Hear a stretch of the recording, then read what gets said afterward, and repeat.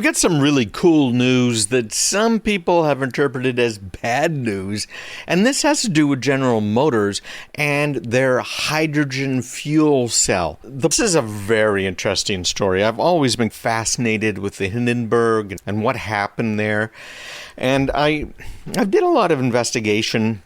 Of course, there was the initial investigation that happened back in 1937 when the Hindenburg actually crashed. In fact, I found online you can buy pieces of the Hindenburg online. There's this kind of an auction house. You can get a small square of the fabric of the Hindenburg's outer shell for $99. I found them online. I didn't buy any, although I was thinking, it might actually be cool, but what am I going to do with it, right? Stick it on a wall, then what? What was interesting about it and about the fabric was what the German engineers had done. Now, we know that you can use helium, and helium's a great little gas. It's inert. It's not going to catch fire. It is also lighter than air. There's a lot of other great properties it has. You can use it for supercooling things that you can't with most other gases. Helium is much better for supercooling than oxygen is and hydrogen is, etc. Helium is getting hard to find. The United States had a strategic reserve of helium. Now, to me, that makes sense because we did at one point need helium. We had dirigibles. We still do. We still use helium to send weather balloons up and various other things. But then the federal government decided, we don't need to keep this reserve anymore, so they sold it off. As of next year, there won't be anything left in that strategic reserve. So where do we get helium? We get it from regular old oil mining. So they drill a hole. It's created by the breakdown of various elements in the soil, primarily some of the hard rocks. And as they break down and decay, they produce helium as one of the byproducts. Now, what's been happening, and the reason we are in a helium shortage, number 3, in fact, is that we are now fracking. Fracking lets us extract a lot more natural gas and a lot more oil, which is what we're really trying to do, and keep some of those costs down. But it also does not create as much helium, and that's a problem. And it's a really big problem when you get right down to it and you're trying to figure out if we're going to fill up our balloon that's going to go up, what are we going to do? Now, approximately a quarter of all of the helium that's in use out there goes into these birthday balloons, okay? So, yeah, it's kind of cool, but it's not an absolutely necessary thing, frankly. But it is used in all kinds of other things, including experiments. Remember, I said that helium is used to supercool things.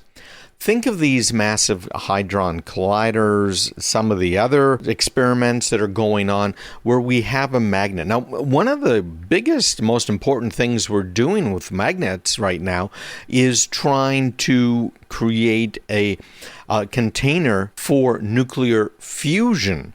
Now, nuclear fusion doesn't have the byproducts of nuclear fission. Although we've solved most of those fission problems, you don't have this highly radioactive stuff anymore that we used to have in the old reactors, although we haven't been building new ones for, 40 years now. But those particular types of containers, if you will, are built by these big magnets. These magnets hold it in place.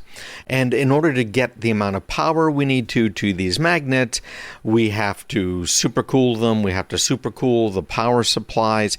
And that is typically using helium. So we've had to shut down some of these experiments because we don't have enough helium.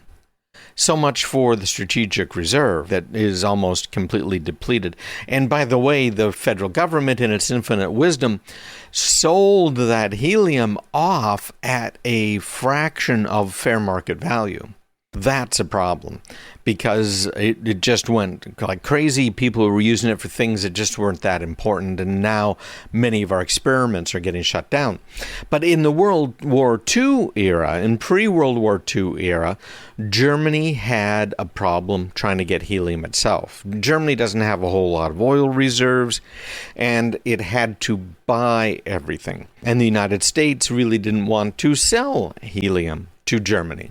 So what Germany did, and you guys probably all know this from your history lessons because you are the best and brightest, hydrogen was used.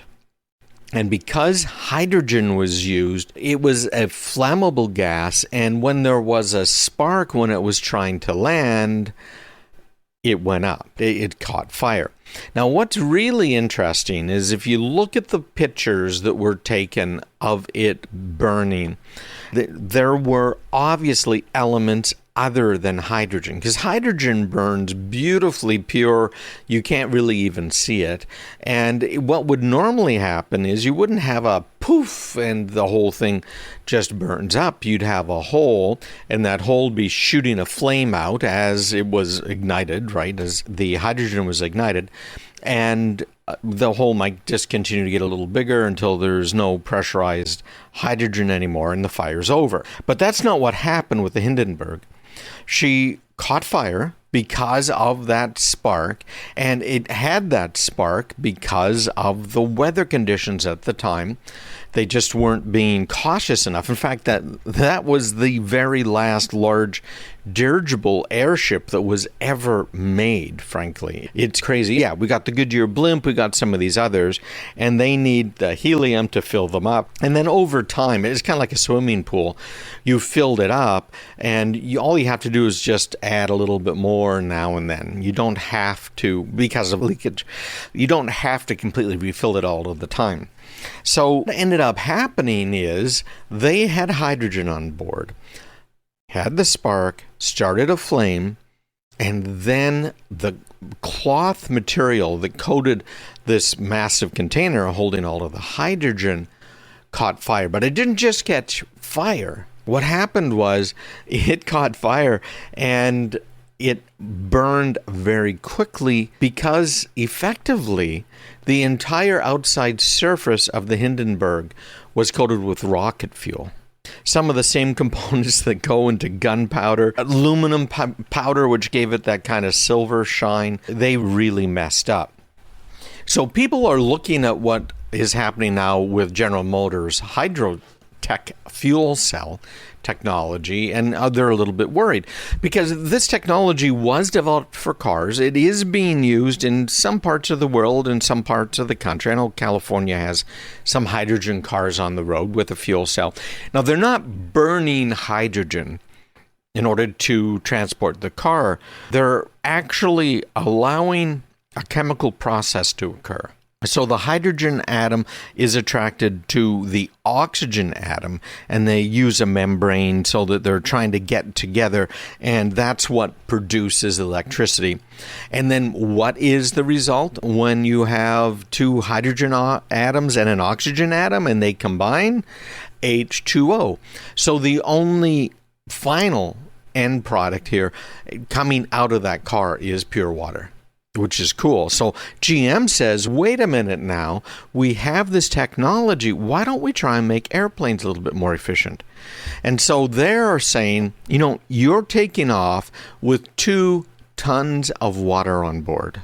How about we put a hydrogen fuel cell in there?